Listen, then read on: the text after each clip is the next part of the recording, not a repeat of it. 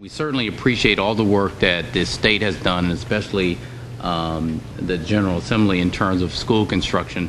I know that was one of the first conversations I had with the Speaker when I became county executive and his commitment to that.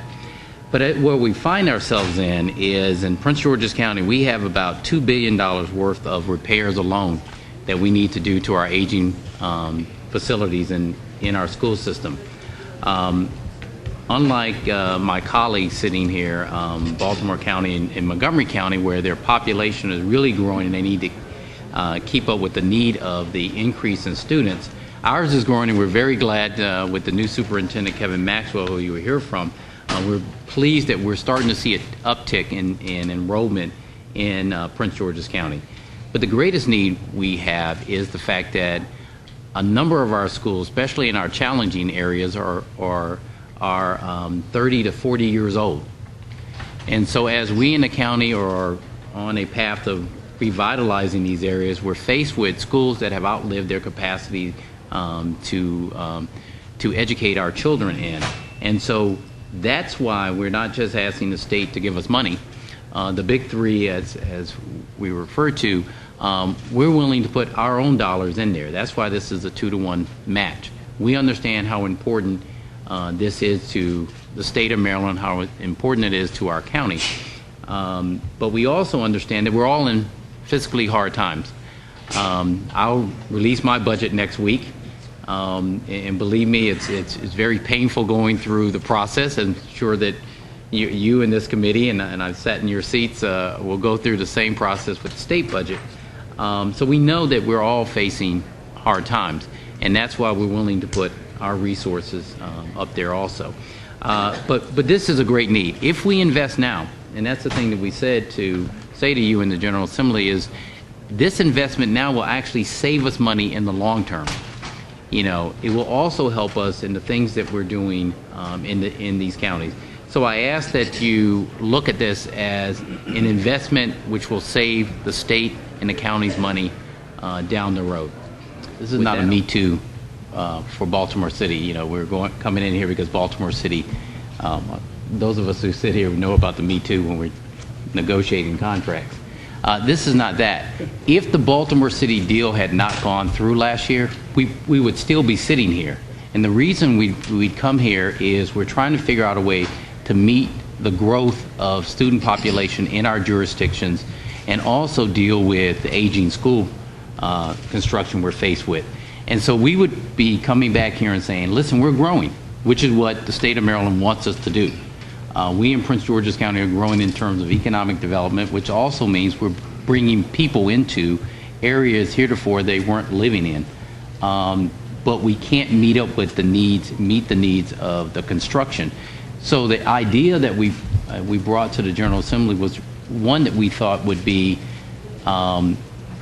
beneficial to the county, but also recognizing that the state has done a lot, and so we certainly don't want that impression to go out there. But also one where, that's why we say it's a 2-to-1 match, that we recognize that we're going to put in some dollars we quite honestly can't afford at this point to do, but we know it's an investment. So this really would be before you had the Baltimore City deal not ever arrived. And I think you make a very good point, especially about the smaller counties and the medium-sized counties who also are looking at this and say, we got needs too. But we understand, because we have to do just like you, and that is prioritize where we think we can get the greatest bang for our buck. There are places inside Prince George's County. I would love to be able to go throughout the entire county and put in our pre-K program. The superintendent's going to talk about the all-day pre-K program we're doing in Prince George's County, but we're doing them in limited areas. We're doing them in the areas that have the greatest needs. It doesn't mean there are places in the southern part of our county where the chair is from that don't need it or don't want it. It means I don't have the resources to do it everywhere. So where can I get limited resources I have, matched with resources in the community to get the greatest bang for right now? And I think that's what we're saying. We understand you're in a tough position. We know these are hard times, and if we thought we could put together a proposal where everybody throughout the state could do the same things, or we could match with them for a building program, we would do that. But we simply can't. But we also know that if we don't do something immediately, especially for us, we're going to be behind the 8 ball for years to come, and that's only going to drive up the cost. And quite honestly, if you're Prince George's County, I mean, I'm waiting for the day when I can, as county executive, probably the day I leave, that I can go to a budget meeting and I have a surplus, even a dollar surplus. The two things we face is not just the class sizes going up, but also with us, it's the older buildings. It's the fact that you have schools everywhere I go in the county, and I'm sure my colleagues who are from Prince George's County can tell you the same thing, is everyone wants a new school. Last year, we were at High Point High School, which was not scheduled to get a new building, but to have repairs, and it was really just deplorable.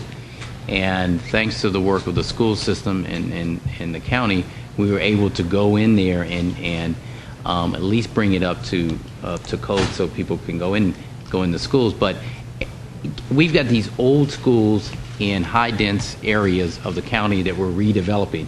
So as we're trying to attract folks into these areas and keep them there, it's hard when they go into the schools and the environment is not such that's conducive for studying. And so we're faced with these some very serious real problems in a very large school system. I don't want to leave the impression that we think that the students in any one of our counties are more important than students elsewhere. I think all of us would say, just like when I said we make decisions in our own budget, there are parts of our county's 500 square miles. Every part of my county is important, but where I prioritize is where the greatest needs are. And I think what we're saying is we'd love to come up with a way where everybody is in the pot. But we know, just like you are in the reality, if we're just honest with ourselves, the reality is you can't do that right now.